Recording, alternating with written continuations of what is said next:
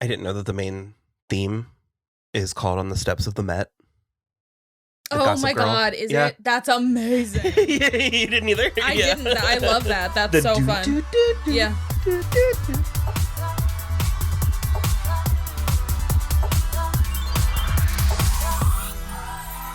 love me. XOXO. Gossip Girl. All right. Hello, everybody. I'm Will. And I'm Kristen. And this is So I'm Watching Gossip Girl, Season 1, Episode 18. Much I do about nothing. 10 out of 10. 1 for the books. A plus, check mark 100, no notes. So, it is Lily and Bart's wedding. Mm-hmm. We neglected to mention at the end of the last episode that she and Rufus were making out on the streets of Brooklyn. She showed up at the show. Well, she brought Serena there. Okay. Yeah. So, this show has a lot going on. It has a lot of characters going on. It rang disingenuous to me that Lily had Serena and that was it as like her bridal party. Oh, yeah. I feel like Lily would have girlfriends, and I do no. No. No. Lily is a lone alpha wolf. Okay. But I do think I am surprised that she didn't have Blair stand up with her too. Sure. Even just for flanking. For symmetry, because Chuck and Eric are on Bart's side. Like if Bart didn't want to ask Eric, then it would have still been even, Serena and Chuck. Well, all the girls, Serena, Blair, and Vanessa, are dressed like they're in the bridal party. So I mean, Vanessa's. But it's like floral. It was like springy floral. So there are. Jenny made Vanessa's dress. It looks like a 14-year-old made it. But that is so funny because most of her stuff does not look like a 14-year-old made it. So which implies that she phoned it in for Vanessa's first Upper East Side event. It really does. And then laid it on thing. Well, I was going to say there's like 5 different elements to the dress. Each one I like, but not together. No, and certainly not. I will say the orange looks amazing with Jessica Shore's skin tone, but she has too much hair. And then it is just like hair. It's like she's wearing a pageant wig. Yeah. I don't know. It's like she looks beautiful. She's beautiful, but all of it's not. Well, correct. You made a comment that you were like, you didn't mind her in these last 2 episodes are like, from what I remember, my favorite Vanessa. Reads Dan for filth. There is a just skid mark on the floor. Where it's so funny. And I was like, oh, is that what they've been going for this whole time with her? Okay, but that's the thing is like it only works with Dan. Because Dan is such a sad sack. And so having her finally not be in love with Dan enables her to act that way towards Dan. Or I guess it leaves him receptive or open to her. Sure. It also smacks of like smugness and arrogance and pride and like feelings of being less than when she's doing it to the Upper East Siders. When she's doing it to Dan, it's just hilarious. Because if there's one person on this show that Vanessa's better than, it's Dan. Honestly, I kind of blocked this episode. I remembered nothing about it. Because this is even, when you were like, it's the wedding, yeah. I was like, oh, this is even the wedding I was imagining. I was imagining the other wedding. Or is that the funeral? Maybe I'm thinking of the funeral. There are funerals. I'll tell you when we reach it. Okay. This was not what I barely remember it. Dan and Serena break up because? Okay. She gives him so many opportunities. So many. But even she was... No. The first opportunity where she just is like, nope, it's fine. Don't even worry about it. I don't need to know anything. We're fine. We're even. We're even. It's cool. We're fine. Whatever. And then he just has to be honest. And he's like, I didn't sleep with Georgina, but I may as well have. Which, what does that even fucking mean? Did you do everything but? Yeah. Okay. Ugh. Yeah. Ugh. Yeah. Again, love Michelle Trachtenberg. Georgina, though? Anyway. Well, and also Dan, again, so noble, so sad. So it's like, I can't believe he could get it up. Of course, yes.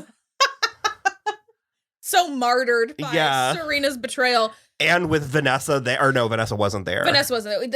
That was the thing with Serena where she was like, it's cool, nothing happened because it was just you and guys- Vanessa and Georgina were there And then you fell talking all asleep. night and it's cool, whatever. She is so willing to let him off the hook. And he's like, nope, we definitely did.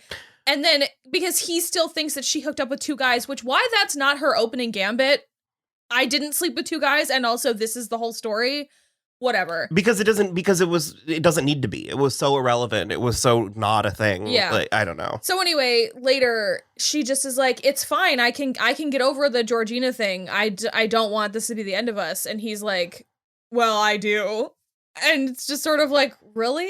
You're going to throw this all away for Georgina Sparks? Like because of Georgina No, Sparks? he's like performing, but the thing is he's Yeah. performing for himself. It's like he's not even performing Yeah. for another person.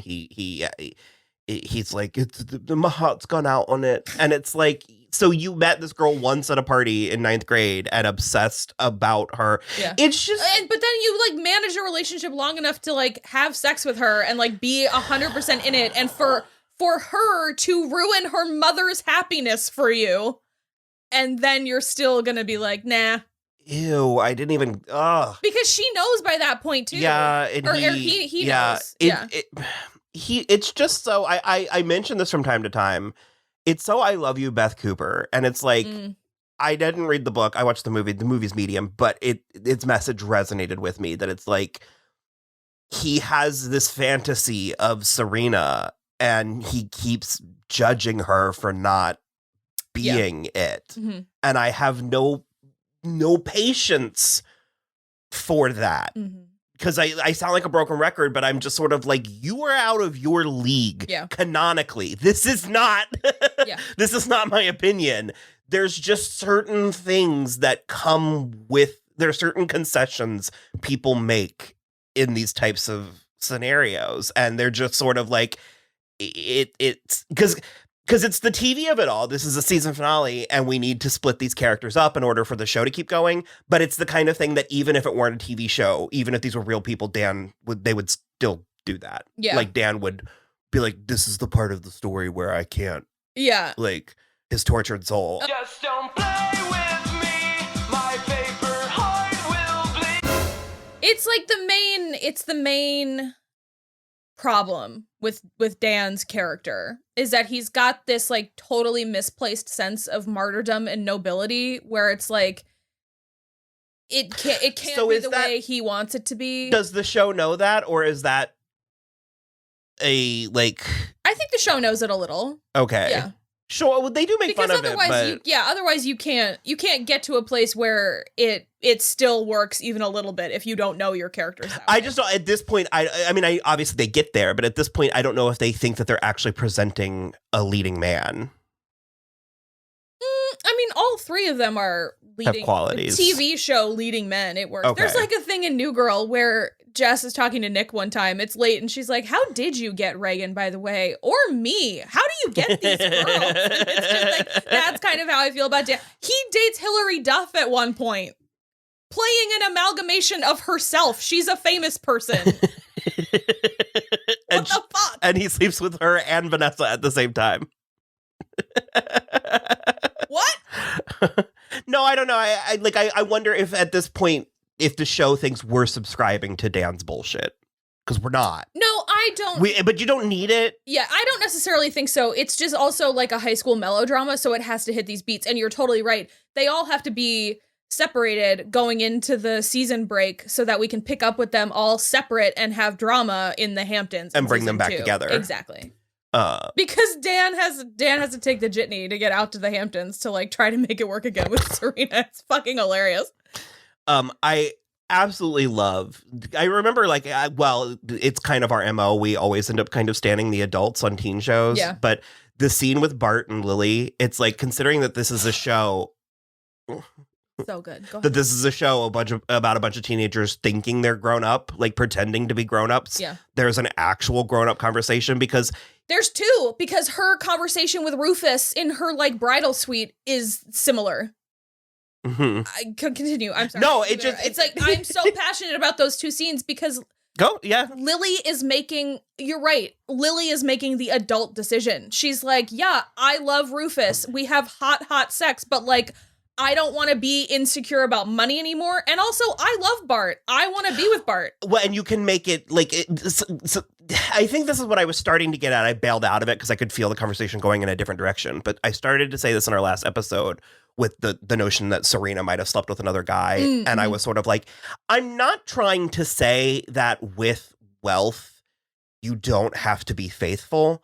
That's not the connection. That would never fly with Dan. Well, that's not the connection I'm trying to make, but I'm sort of like, it's very cute, these notions, these principles Dan has when you measure them against reality. Yeah. And it's just so like, the fact that Bart knows that his fiance slept with her ex The night before their wedding. and the way that he's sort of like, I don't know, he just so maturely is like, I need to ask you. What? Yeah, but it's very oblique because she's like, what are we doing here in this building? He's asked her to meet him somewhere. And he's like, this is the first building I've ever bought. And sometimes I think I should let it go. But there's something about There's a certain charm. There's a certain charm. I sort of can't, because he's like a real estate mogul or whatever. And so he's like, sometimes I just can't make myself do it because we're drawn to the past. And she's like, yeah, there's something about nostalgia and like something comfortable. Holding on to things that were important to you in the past that you loved and blah, blah, blah, blah, blah. And he just is like, but they keep you from moving forward with your life. Do you want to move forward in life with me? And she's like, yup. It's just there's so many male characters that could be, I don't like other men playing with my things, or if I can't have it. And it's just sort of like, I think it's especially because Bart knows that he is flawed in that same way. Exactly. Yeah. And there's just something like about, as if he's not going to slip up and then be like, remember when I totally let it slide that you fucked Rufus the night before our wedding? Well, it reminds me, I've quoted this several times, but it reminds me of, there's a quote from Katya, the drag queen, where she was like, I am a monogamist. She was like, I am. But can we stop pretending that adultery is the single worst thing a person can do? Like, I think adultery is different than cheating. I feel like if you have made infidelity is what I meant. Sure, infidelity, fine. For me, I think if you have made a commitment to, in front of, God and everyone to be with the same person forever, then if you find someone else, you need to get divorced. But if you are just like hanging out and you cheat, it can't be the worst thing that's ever happened. But and so to hone this back in, I'm not saying that if you're wealthy, that wealth means you can do these things. Yeah. Is what it means is it means security. Yeah. It means you have access to things. So it opens up more doors for variables, for indiscretions and stuff. And it's 100%. like, if I'm on a diet and I cheat on my diet, I'm still sometimes on you get back on it, and so the thing with like fidelity and all that is it's that someone, for me, it's that someone can't be abused or taken advantage of. There's a sort of implication that it's kind of like, I mean, I don't really care what you do as long as you're discreet. Sure. But he's like Rufus, like the fact that it's her old boyfriend. Like, I think he kind of really, as long as she wasn't embarrassing him, I don't think he would care if she was handsy with a cabana boy. Like, well, I mean, I think also, even if she's not, although there's a power imbalance there. There is a power imbalance with cabana boy. There's a power imbalance with Rufus, if we're being honest. There really is. But the thing is, I think that he even would sort of let it slide if she was being discreet with Rufus. Well, and furthermore, the fact that he doesn't, I don't remember liking Bart this much. I guess I did. I guess we did like Bart. Because I was like, because he doesn't even take it out on Rufus. No. And it's just, I don't know. It's very fascinating. I think in a lesser TV show with lesser writers and lesser actors, there would have been a scene where Bart confronted Rufus instead of having that heart-to-heart. And or he was aggressive. Yeah. Even verbally with Lily, where it's very even keeled. It's very sort of, let's be clear moving forward. Yeah. What is it that we're doing? Yeah. And it's very mature, and it just sort of, it seeps of what we liked so much about the character of Tywin Lannister on Game of Thrones, where it's very a king. If you're king, you don't have to tell people you're the king. Yeah. And Bart does not have to tell anybody that he's the king. It's true.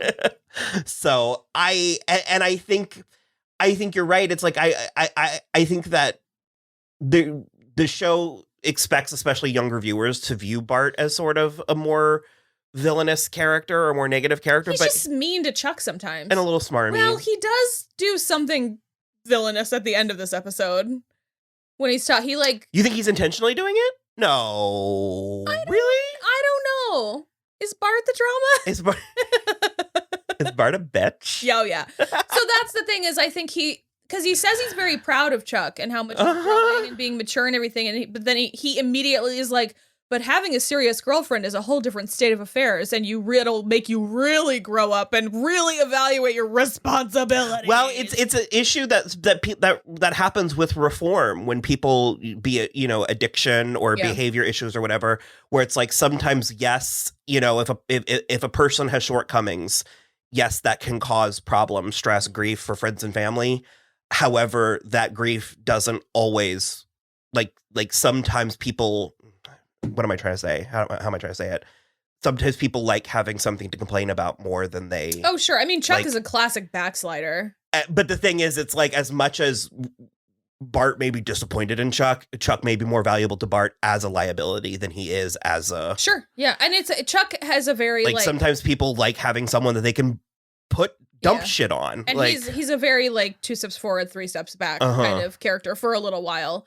He gets his act together pretty relatively quick in season 2. Because Chuck is also the kind of character that if he focuses his attention, it could be because they managed to get Georgina sent away to girl boot camp for troubled girls. It's the Christian boot camp. I think that she comes back from. I think that's we'll see. Separate thing, but I don't remember. That plot is so stupid in a good way. In a good way. But funny. I forgot how much we loved Blair and Dan together. Yeah. It's so funny. It's screwball in a different way that Blair has screwball with Chuck and Nate for that matter. But there's just, I don't know. I really love it. Them setting up Georgina and then just the notion that Georgina's parents care about her. Yeah. And that Blair's the one that gets them there in order to entrap her the way that they do. It's amazing. It's very stupid. Well, so but Blair and Chuck managed to get the idea together together. But yeah. It's very funny and it's very dumb and I love it. So yeah, it's super funny. I don't remember if I was done with Bart, but the captain's back. Well, no, is he? He's gone. The captain came back and he's clean. But now he's fleeing the country before his trial. Well, he's still playing this cock game with his son, and he lies to him 7 times. And he also uses the phrase "be the man of the house." Well, to which Nate's like, I've been the man of the house. Also, you dropped this. Yeah. And he gets him on the side of the street, which is pretty good. I really think that there was something else I was going to say about the Bart. I guess I was just gonna land home that I think that the show thinks, or I think younger people might look at him as an obstacle or a villain. But when you actually weigh it out, he is a viable option for Lily. Yeah, also Lily is making the pragmatic choice, not the passionate choice. If she were choosing the passionate choice, she would choose Rufus, but then it's also Rufus is going on tour. The show with Lisa Loeb did so well that he and the band are going on tour. He needs that. He does need that. And so it's it's not the right time for them, which is what the agreement they come to in Lily's bridal suite, and he literally is I love you, and she's I love you too, and he's let's go get you married. It's incredible. Well, she as much as says it's this isn't my first time down this aisle, and it probably won't be the last. Yeah. We can give this another go in 3 years. Yeah, that's what I think I love the most about Lily is how realistic she is about the world and stuff. And also, again, after that conversation with Bart, I just kind of feel like it would be okay as long as they were quiet about it. Bart is out of town so much. I don't know. It's rare that a character can be so flighty but so grounded. Yeah, because she's not an airhead, even though she's vapid. Yeah. I don't know. It's very. It's awesome. It's a very interesting mix. I did write this down. I guess it doesn't really matter all that much, but we do have the scene at the wedding of Blair menacing Vanessa. Yeah, And it's a little out of place. I think and it's weird. beneath Blair. Yeah. Because the thing is, especially if we are to believe Blair's take on Vanessa, she shouldn't, like, just by acknowledging her, she's giving Vanessa power. Yeah. Like, it's like the fact that Blair's going out of her way to try and make her feel bad, it's like already elevating her. You're already going too far. And it's like, yeah, I don't know. I don't really remember what they were doing or what comes of it, other than maybe they well, just... nothing really at this point, because I guess it's residual Nate stuff. Yeah, we're all separated at the end of the season. Like, Blair is going to France alone because Chuck bails on her. Serena and Nate are like having fun, and they're gonna both hang out in the Hamptons, and then Dan and Vanessa are hanging out in Brooklyn. So everyone has gone there. It's to help Vanessa. I remember now. It's to help Vanessa break up with Nate, basically. Yeah, they don't. And for now, at least, I don't remember if they ever date again in the future. But Nate and Chuck make it. Yeah, it keeps Nate going. and Chuck do make up. They make amends. Yeah. And frankly, it was the only good thing that ever came out of the captain, where he was like, Yeah. "You two have been friends far longer than any dame." Yeah. Although the irony being that the captain was the most taken in by this particular dame. Yeah.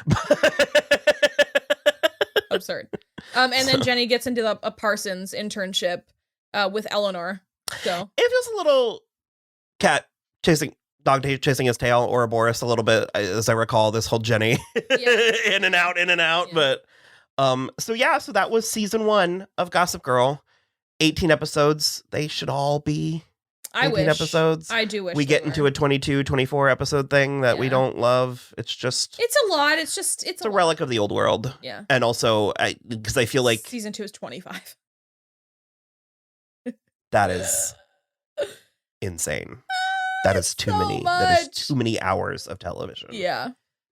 Because that's a relic of the old world, where I think they just counted on people missing episodes and stuff. Yeah. And they were like, we really got to pad this. Well, it's what I say about Buffy all the time, where it's like, in my opinion, every episode except for season 7 has like 10 filler episodes, in which case you're only producing 12 hours of content you need, you know? And so it's like, if there's only 12 to 16 hours of content we actually need, then what are the other 11?